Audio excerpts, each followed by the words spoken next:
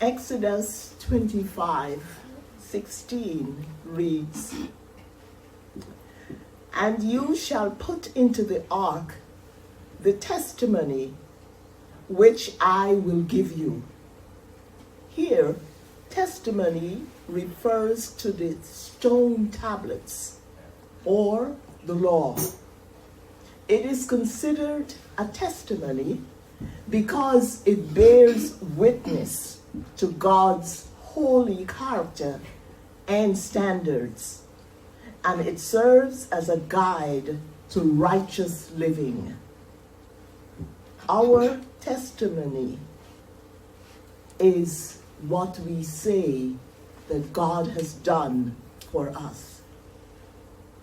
My testimony of God's sovereignty and might happened on June 4, 2025. I searched through my memory and I felt this was the best one. I went to the dentist on that day to have my implant crown tightened.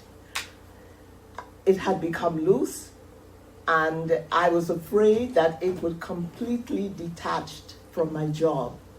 If you've ever had implants, those of you who have, you will know that it can be a very, very painful experience.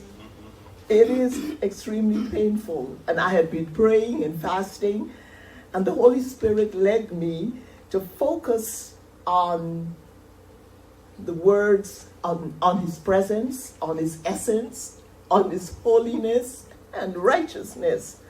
So I walked into the dentist's office feeling that I had the presence of God within me, and I needed that. Because what God did, He dulled all the nerves in my mouth, and the dentist was rough and cruel. He tightened and pushed and pulled, and yet I felt absolutely no pain. No pain.